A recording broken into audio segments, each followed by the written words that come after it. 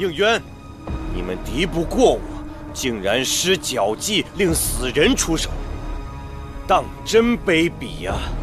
你若没有丝毫愧疚和恐惧的话，他们就不会出现。你心中始终清楚，所做的一切都是罪孽。有罪如何？无罪又如何？我能杀他们一次，便能杀第二次。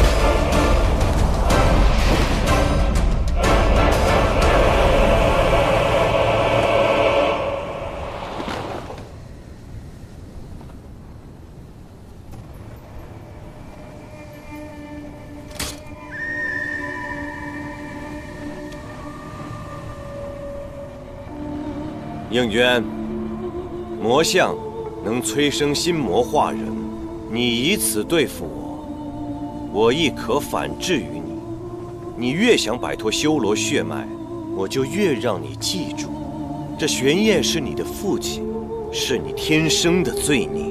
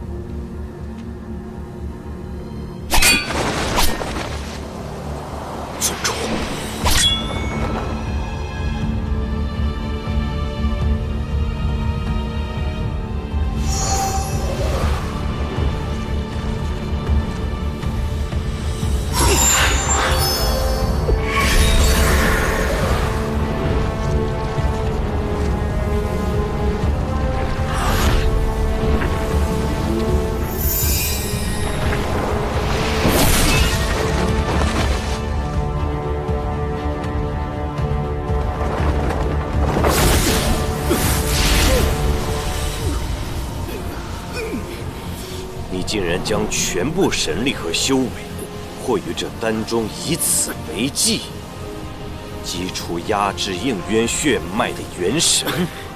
尊主血脉重现天日，修罗族定能卷土重来。灵将，使命已了。蠢货！这不过是魔像造出的幻想罢了。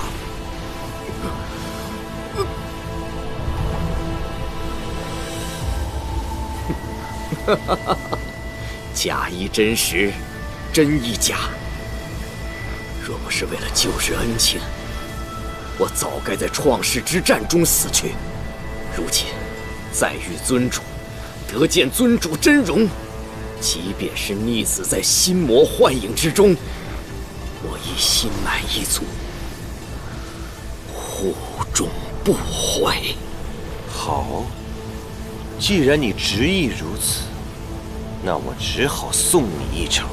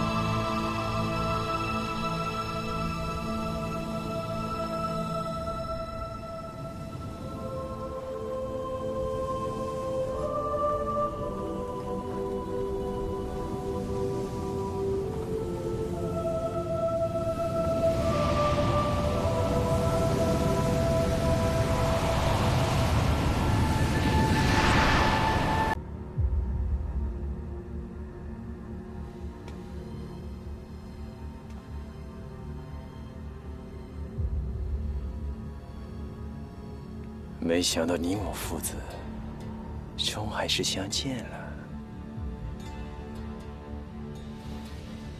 应渊，你所向披靡，为何不利我为父这身血脉，颠覆三界同理众生，渡遍我修罗族？你历百次轮转，醒来对我说的第一句话，让日野心霸业，万载时光。难道你到现在还没有领悟吗？你面容似我，心性却还是随了你的母亲。我修罗族自带神力，修为强过他族100倍，却被上天诅咒命短受妖。既然天道不公，那我便杀身自救。只要我们能永恒存活，牺牲些微弱小族，那又何足挂齿呢？一人生便有一人死，循环往复。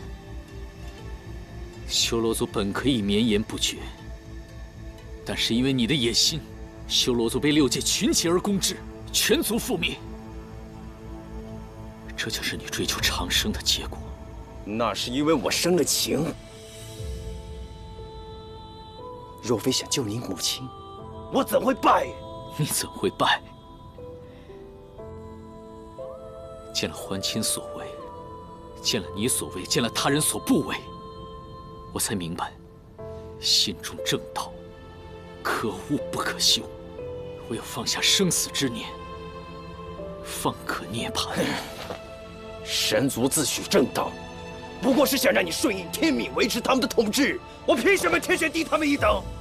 天道求的本就是众生平等，而你自己只想一人独尊罢了。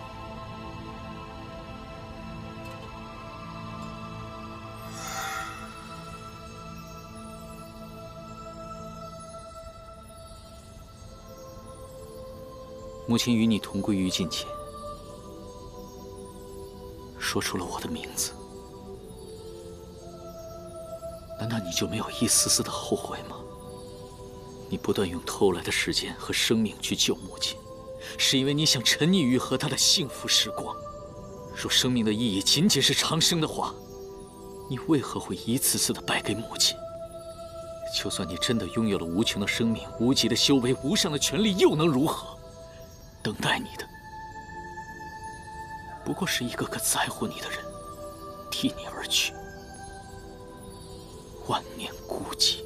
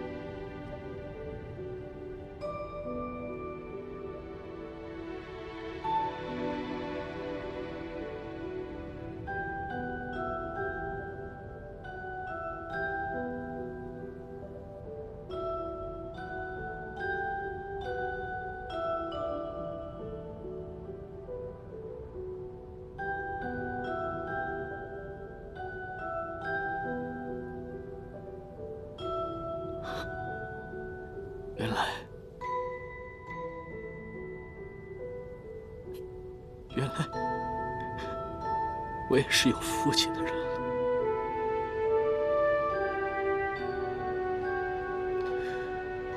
从前，我总觉得自己生而罪孽，直到亲见你和母亲的过往，我才知道，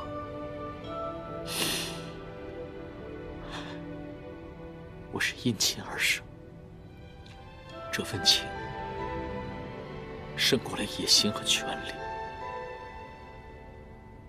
所以我才站在你的面前。母亲以我血脉杀你，但她并非真的恨你。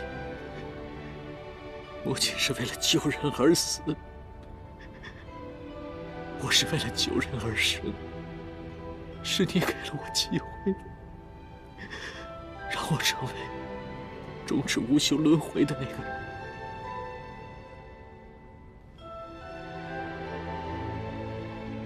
放手吧，父亲。有始无终的活着，从不是生命的意义。有期限，有终了，才生眷恋，才生珍惜。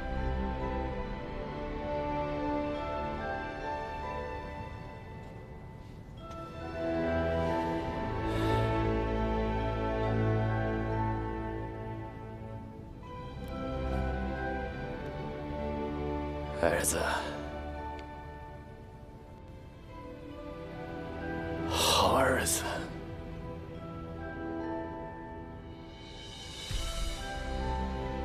种种执念，缘起不分。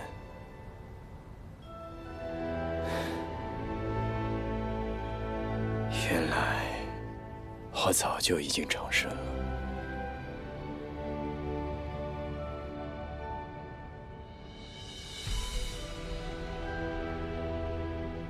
我一直生在我爱的人心中。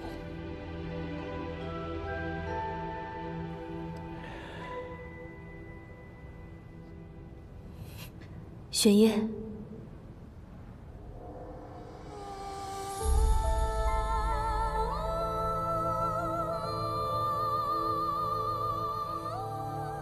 渊儿。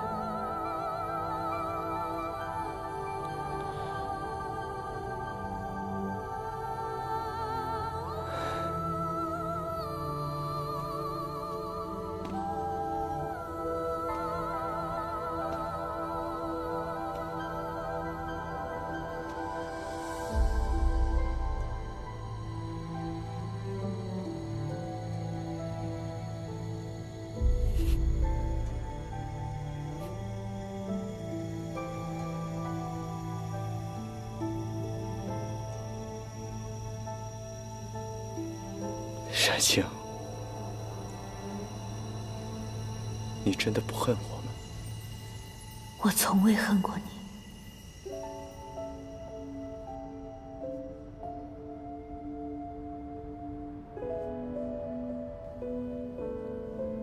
渊儿，谢谢你。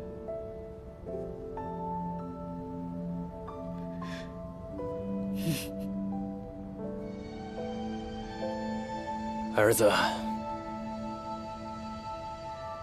死别生离，好儿子。永别了，父亲，父亲。我来时，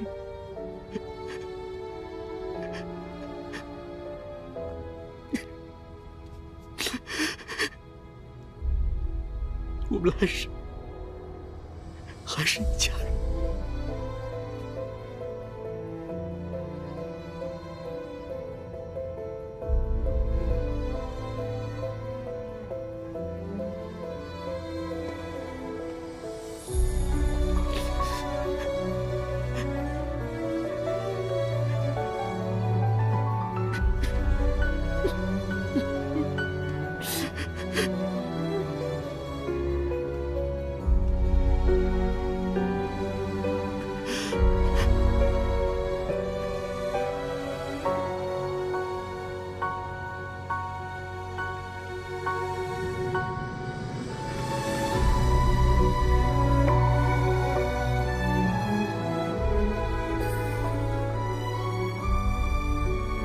我儿，后会无期了。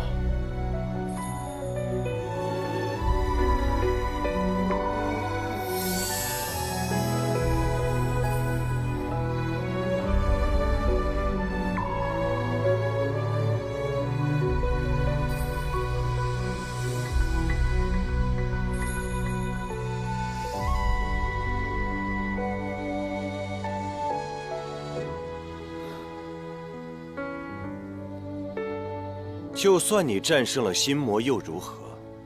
这身修罗血脉，注定要给三界带来浩劫。应渊，你永远避无可避。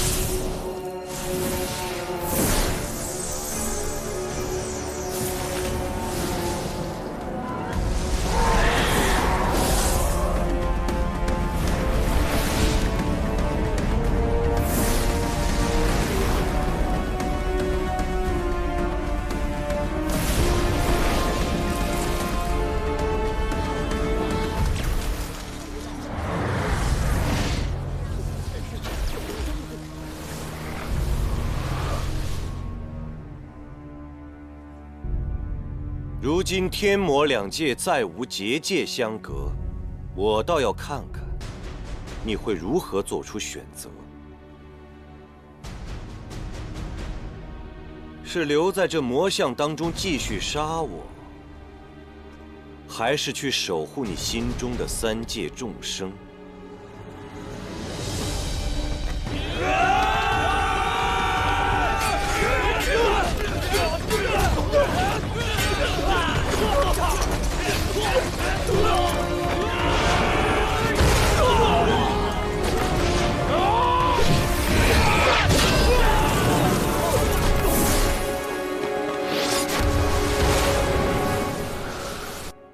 修界阎罗，万宗雷霆，永夜之至，以招无命。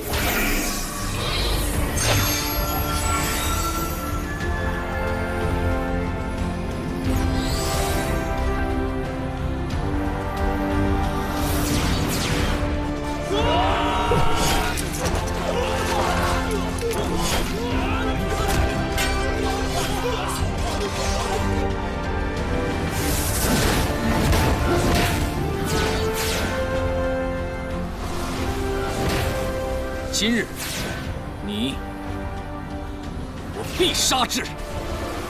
三界，我亦会守护。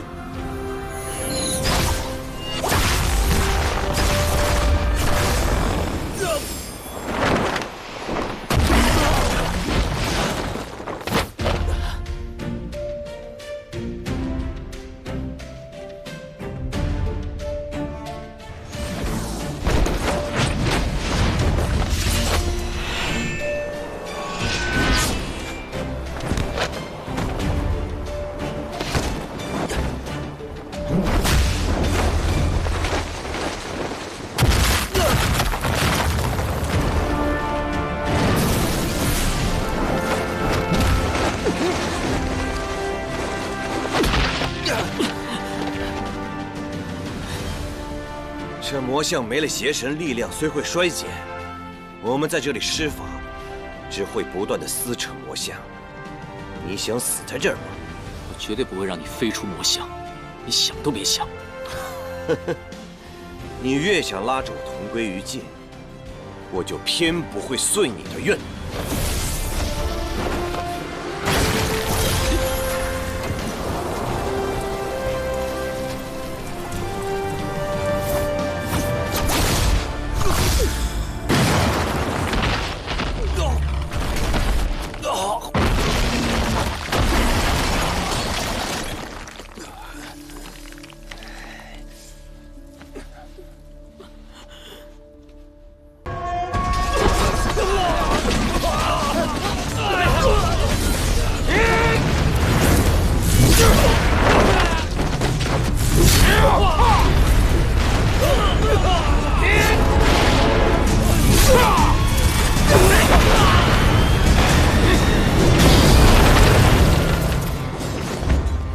元帅，妙法阁掌事思璇所到法器已被魔族转移。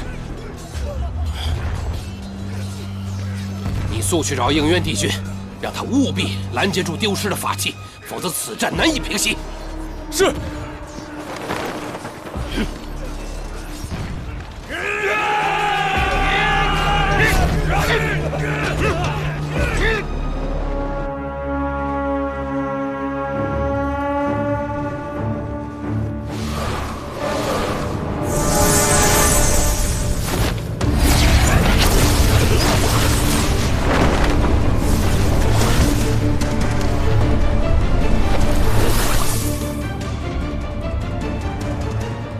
山一长老，你挑动魔族内乱，若今日交出法器，我会留你一条全尸；否则，我只能顺应天命，除魔卫道。这9重天最强的法器都在我手上，休想让我束手就擒！解阵，诛杀帝君！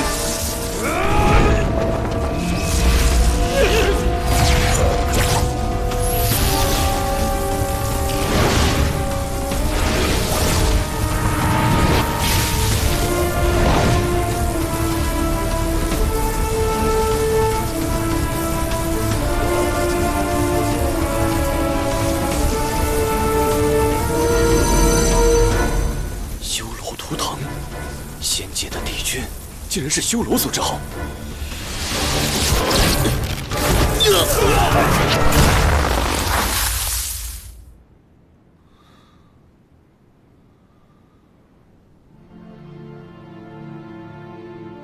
我想你的身世，今日也该告诉你了。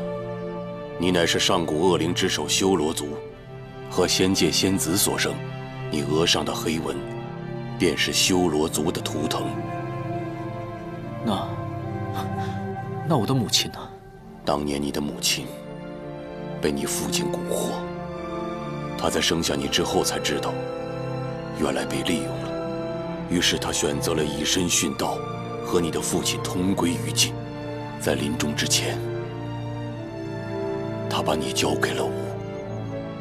应渊，你本不该存在于这个世上，但当时你太年幼了，吾不忍杀你，于是抹去你额上的黑纹，亲自抚养你，教化你。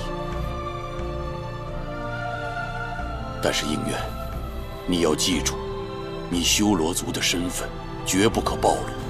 如果在仙界有人知道你是修罗族的后代，必会杀之而后快。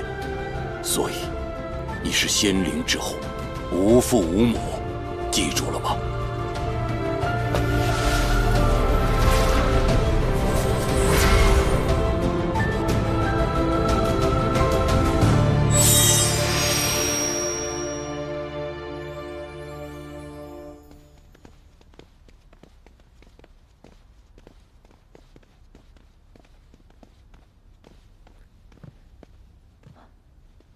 帝尊，如今魔族内乱已平，被盗法器尽数追回，已录入了妙法阁。此战，天兵死伤1000，天将折损2名。火德元帅正在天医馆探尾伤员。这100年来，魔界内乱不断，每每累积仙界出手，方可平息。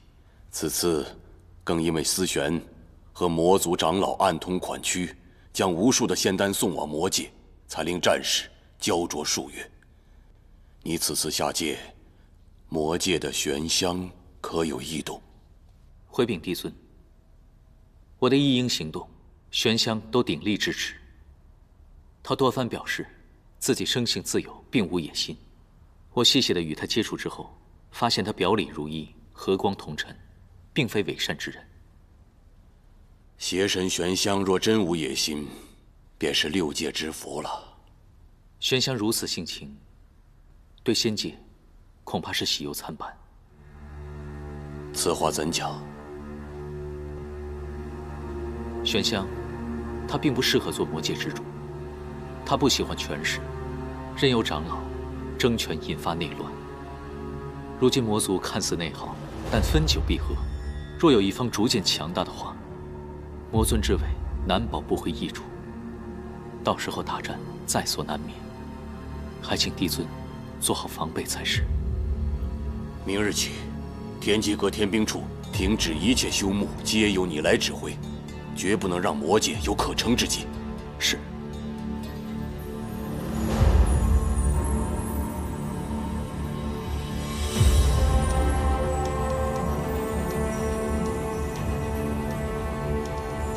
帝尊，已准备就绪。行行。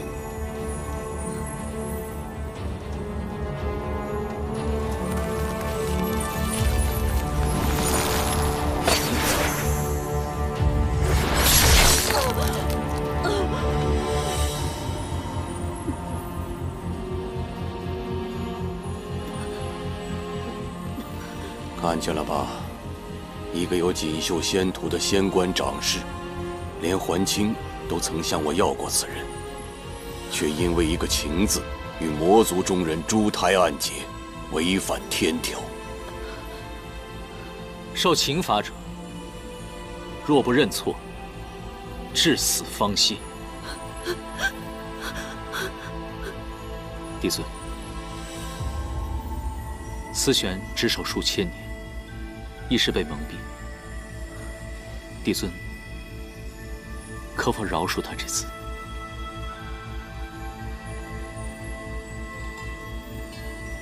好，如若他肯认错，死后无留其元神，允其入夜望川洗净前尘，入凡界为人。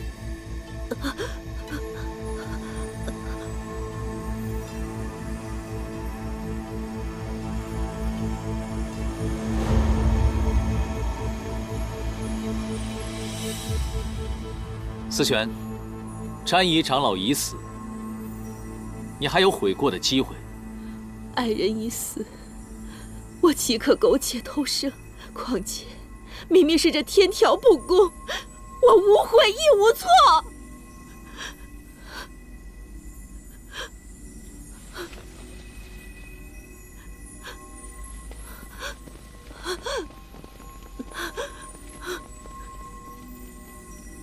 思玄，你因为情爱失志忘义，还在这信口雌黄，说什么天道无情，你知道吗？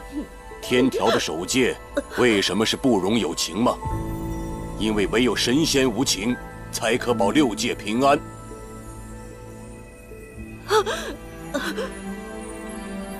应元君，看见了吧？一个情字，一旦踏错，便是万劫不复。长氏有情，便死伤千万；而如果帝君有情呢？那将是六界的浩劫，没有人可以幸免。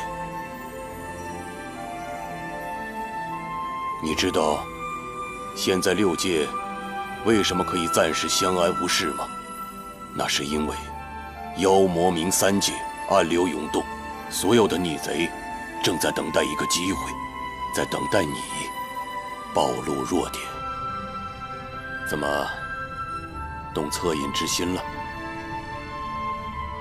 你今日的不忍，只会生出怯懦，而如果他日六界大难，你又如何面对呀？帝君，请你即刻杀了我吧！这9重天，我是一刻也待不下去了。你为詹姨受六界之苦，牺牲一切，而那人在死之前从未询问过你的安危，值得吗？值不值得，帝君日后便知。我不会有那一日。请由心生，帝君，难道就无心吗？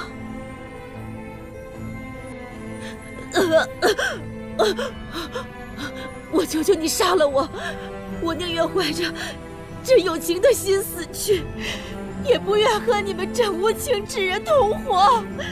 我不愿意再受这不公的待遇了。我求你，我求求你杀了我！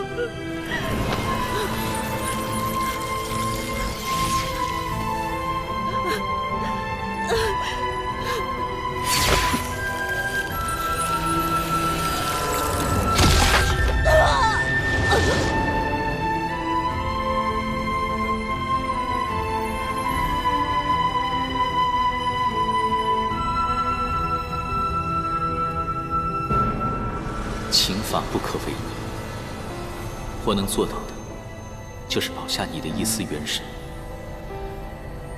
愿你能渡过忘川，重新开始，做个普普通通的凡人，可以爱，可以为了自己而活。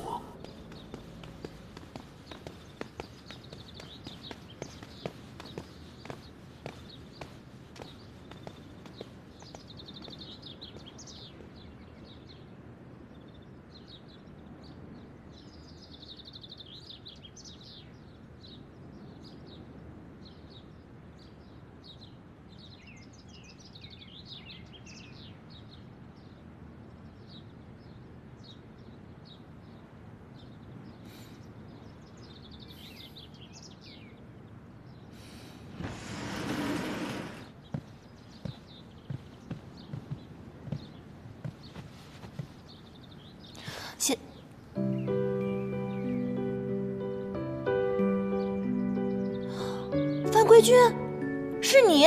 颜淡，休得无礼！本君先好，清离应渊帝君。帝君与范归君是同一人。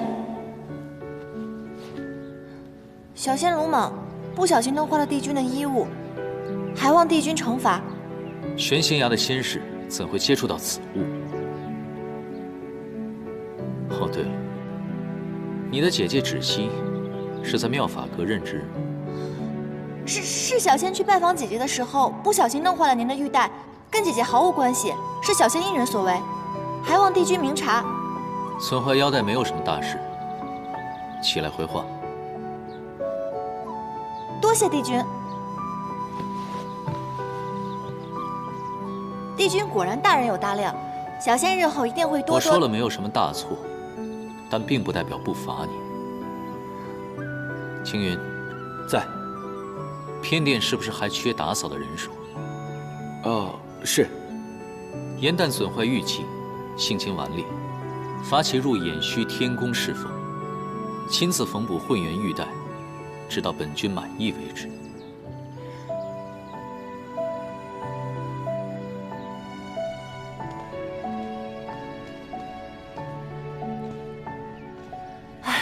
仙君，您别送了，今天我就要走了，您要好好保重身体，以后我会常回来看您的。唉，没想到你走得这么突然。别难过了，这以后谁来帮我破解棋局啊？别哭了，仙君。仙君，我在您这宫里待了200多年，难道我除了给您破棋局，没有任何地方让您舍不得吗？您这么说，我可真是太寒心了。我可不是这个意思啊。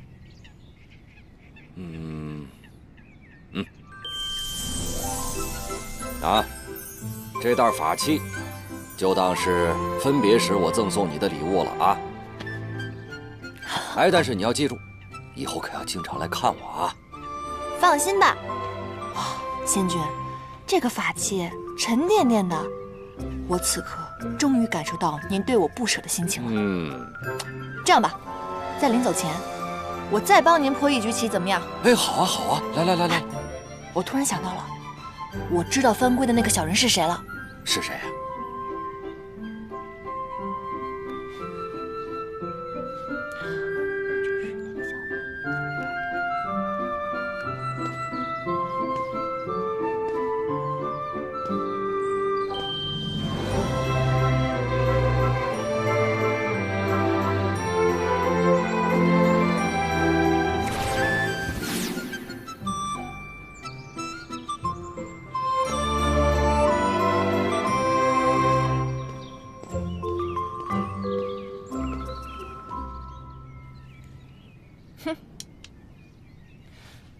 小人帝君这回总算是黔驴技穷了，这局还没有上一局难呢。哟，你这一子下的可妙啊，以虚打实。你看看，把他这一脚的活子全都打成了废子。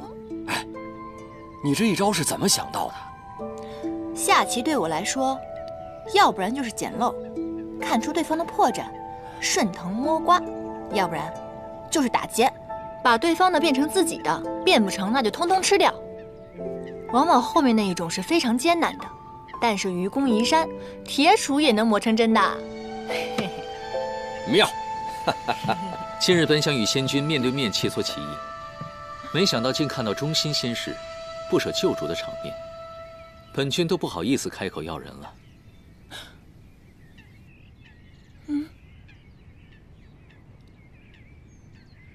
哈哈，应元君，你什么时候来的？小人帝君那局我就到了。看你们如此专注，我也不好出声打扰。你好歹堂堂的上神，你这样如此偷听别人的墙角，这样不太好吧？唉，本君上梁不正下梁歪，影响的仙君一起作弊，真是惭愧。啊，应元君，你说笑了，你一定是看我破解棋局呢特别的辛苦，所以呢，你就一次一次的降低难度，故意放水，是吧？刚才只是说笑。颜淡呀，去了偃虚天宫之后呢，由你亲自教导，我想他的棋艺和仙法一定会更上一层楼的。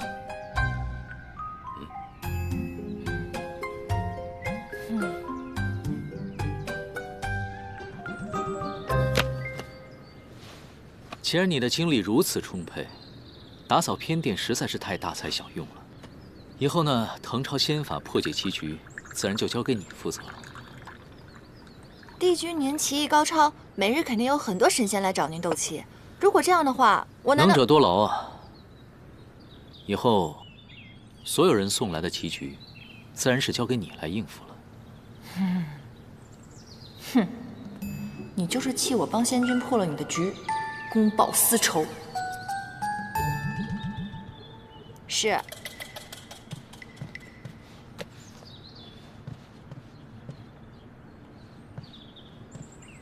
还有，混元玉带尽快补好，莫要让其他仙士去催，白白浪费别人的时间。是。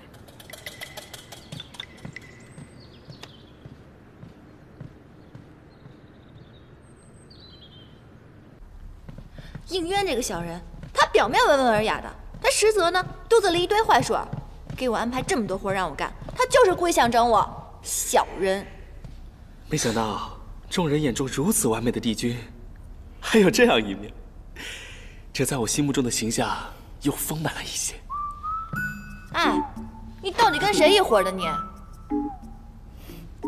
好了，颜淡，帝君犯规不过是童趣之举，哪有你说的那么严重啊？况且他与北冥仙君对弈，外人本就不该干预。你当着他的面说他是小人，他还能一笑了之，可见他宽宏豁达，是个正人君子。窒息，你清醒点好不好？你这是色令智昏啊你！你们知不知道延续天宫有多大？每天什么活都让我干，腰酸背痛的。还有那个书让我抄了一遍又一遍，我脑袋都快疼死了。多少人想来延续天宫还进不来呢？你有这样的福气，应该珍惜才是。哦。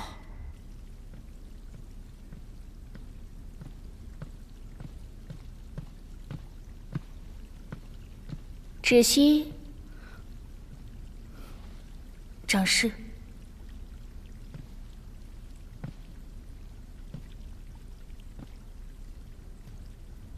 耍小聪明让妹妹顶罪，你们还真是姐妹情深。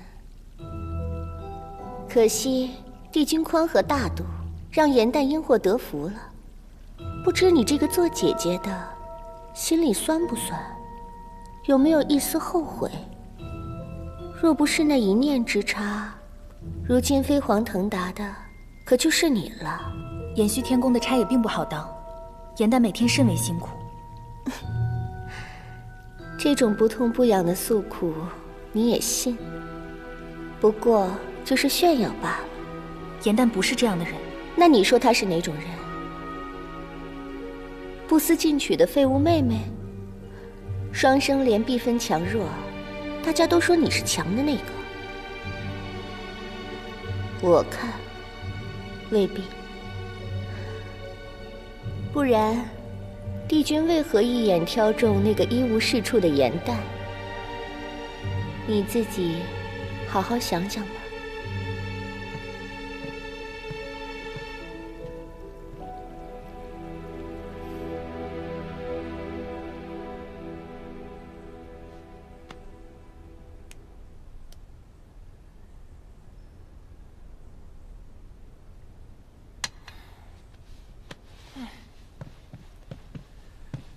颜淡，你最近神神秘秘的，还不告诉我你写了什么？现在可以说了吧？我写这出戏的灵感，正是取自你给我推荐的那本《创世之战》。哦，上古初期，混沌初开，修罗族以神器无双镜打开了摩天结界，掀起大战。帝尊携4大帝君救众生于水火，辟四海，创6界，这才有了如今的太平盛世。你写了这么一出拍马屁的大戏，实在是太鸡贼了。我如果只写大战，那所有的神仙都能看出来我在拍马屁，我才没有那么蠢呢。再说了，光写战争只会流于枯燥，根本没有那么好看。那你到底写了什么啊？我呢，以战争作为背景，从一位已灭族的上古彝族的视角作为切入，以小见大，以弱趁强。你选了什么上古彝族啊？为了相助4帝君，在创世大战中全族覆灭的九岐。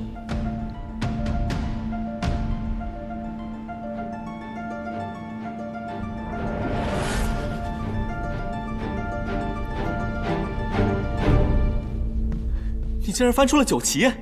正是，他曾被誉为6界当中最强悍的水族，上天为龙，入海为鱼，百毒不侵，水火不灭。可就这么厉害的种族，却在这些年的和平当中被人们逐渐遗忘了。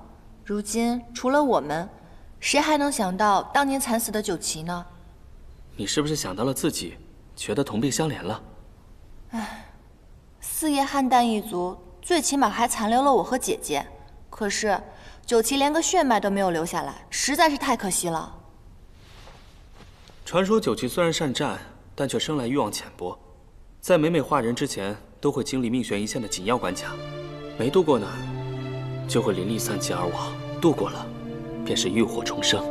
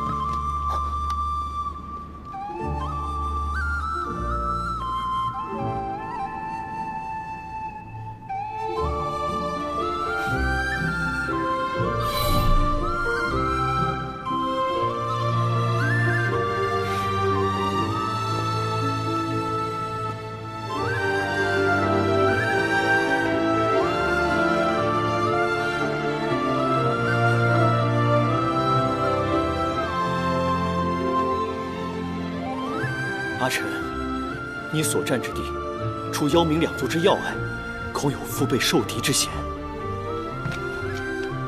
定要小心。我会的。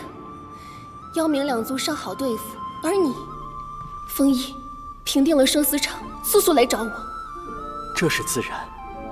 我们不如打赌，谁先结束战役，我们孩儿的名字就由谁来取，可好？好。希望孩子诞生前，我们便可团聚。这么多年了，竟还有人记得我们九旗一族。停！哎呀，不对，你是九旗族赫赫有名的女将军，哪怕面对生死离别，你的眼神必须是坚毅的，你要压制住内心的不舍，明白吗？还有你，并不知道这一别将是永别，所以你的表情不能太过于悲怆，并且你要相信眼前这个人一定会得胜归来的。这样吧，大家再来一遍好不好？严旦，时间不早了，今夜就先排到这里吧。明天一早大家还要起早侍奉呢。哦，那今日要不然先这样，你们回去好好研究一下，散了吧。走。哎，这儿的长师收了我们送的法器，没说什么吧？没有，帝尊重武亲闻，这个戏台子也荒废了很久，长师还乐不得我们用呢。那就好。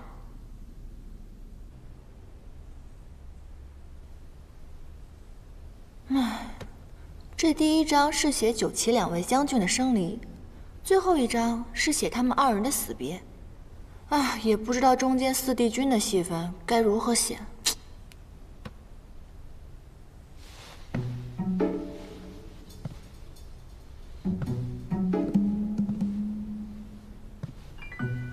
好呀，陆明，竟然想吓唬我！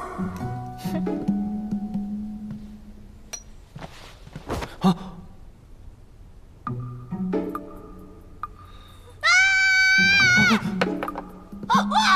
我的戏码！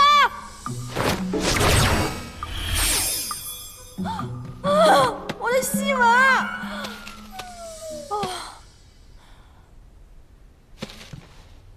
兄台，你哪位啊？你为什么半夜来我房间，还会水系仙法？你说，你干嘛的？不说是吧？好，你不说的话，我现在喊天兵抓你了。天！我呢，只是一个刚刚偷偷化成人身的一个黑羽小仙而已。啊，我是无意间误打误撞的走进披香殿，看见你们正在排戏，我觉得很有趣。我又想知道后续发展的情况，就偷偷溜了进来。我只是想看看后面的戏文是怎么写的。刚化成人形就长这么大？原来是水族，怪不得能灭火。所以你刚刚说的那些，就是你帮我抢救戏文的原因喽？看来你这条小黑鱼还算有良心嘛。我之前认识的那条就没有你这么有良心了。看你的装饰吧，确实不像什么仙君仙士，所以你跟我来，当真是因为觉得我戏写得好？是啊。乾隆尊还有尊后的故事，我也很想知道后面到底发展的怎么样了。对了，九旗呢本来是我们的四海龙尊，我很想知道他们接下来的情况。你居然知道九旗？哦，我以为现在除了我，没有人知道九旗了呢。小伙子，有眼光啊！叫什么名字啊？我还没有名字。连名字都没有，看来他定是身份微末，处事艰难。是这样的啊，今天你遇上我，算是你的幸运。以后跟着我吧，只要有我在，保证带你吃香喝辣，做一个快活神仙，怎么样？若非是他在我渡关的危急时刻献出真身相救，我必不会这么顺利的成功化人。既然如此，就算做个跟班也无妨了。怎么样？考虑好了吗？当真如此？当真如此啊！你不是还没有名字吗？啊，让我来帮你取一个吧，等着啊。哎，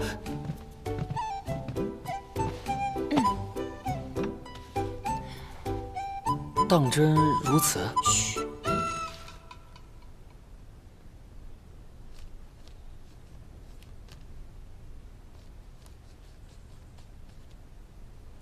好了，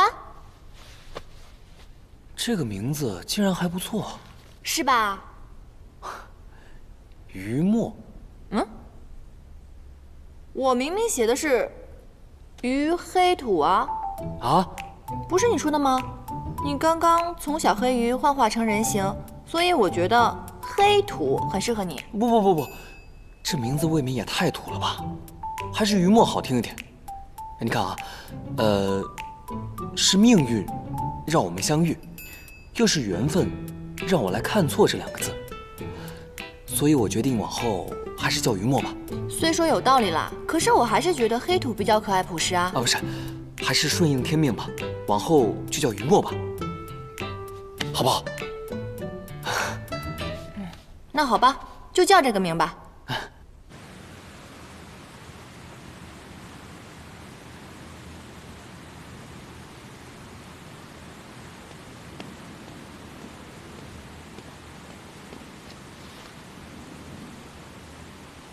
帝君，严旦求见。所谓何事？说是腰带补好了，帝君是否一见？叫他进来吧。是。针脚比上次好了一些，但丝线的颜色本君不喜欢，拿回去重新缝。帝君，那你到底喜欢什么颜色？随缘。帝君，您不是着急带吗？我想的是，您把要求说得详细点，这样我就不会日日来打扰了。虽然急，但宁缺毋滥。反正你日后也要天天来。天天来？过来，破局。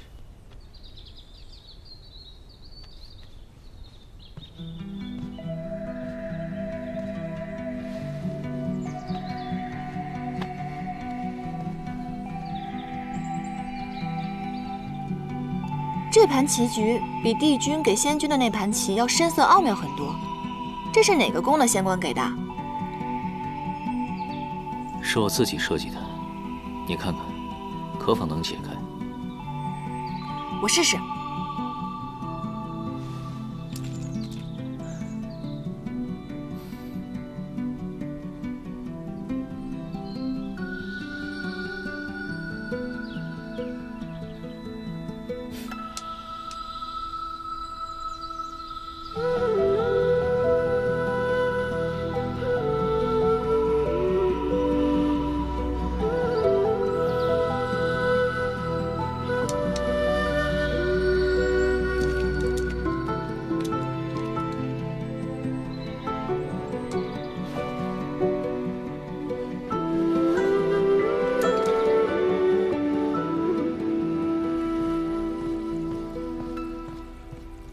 哎，这9重天的食材啊，可都是可以滋补灵力的，吃吧。刚才我进来的时候就说了，我绝对不干偷鸡摸狗的勾当，你还偏要我坐在这儿。切，假正经。哎呀，9重天的这些蛋啊，可都是仙姬所下的，对仙灵会有帮助的哦。当真不吃？那我也不吃，我说不吃就……敬酒不吃吃罚酒。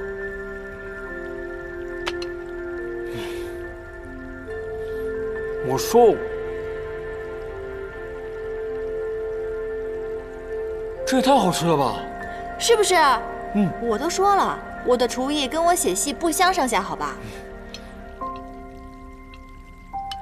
哎，那你之前排戏的名字叫什么呀？《创世英雄传》。你戏的主角不是九旗吗？你觉得他们是英雄？他们当然是英雄了，在创世之战中，帝尊、四帝君是英雄，九旗一族也是英雄。在我看来，那些籍籍无名的小仙小族，他们只要为战争胜利战斗过、努力过，在我心里他们也是英雄啊。所以，这才是我写这出戏的意义。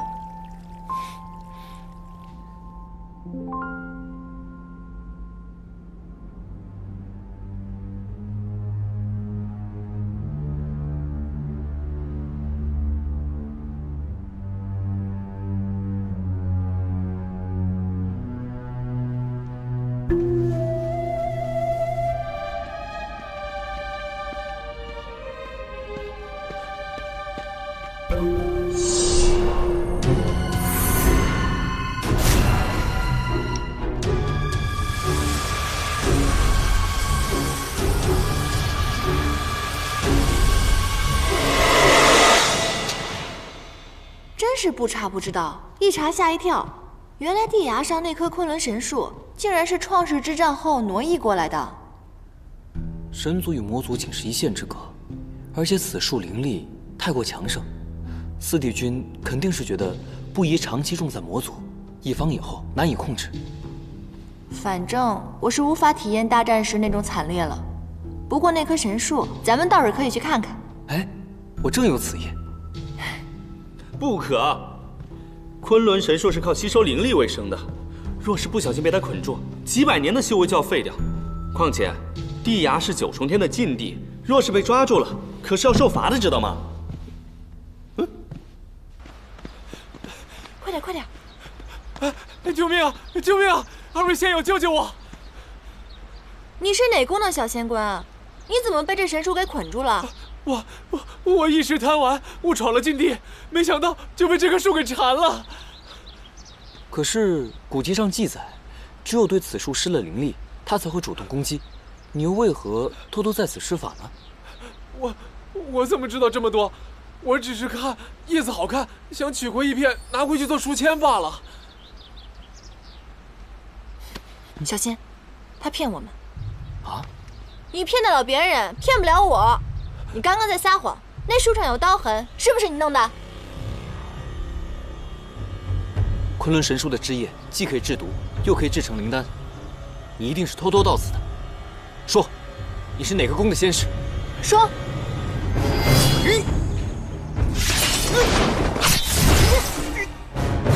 不要施法！啊！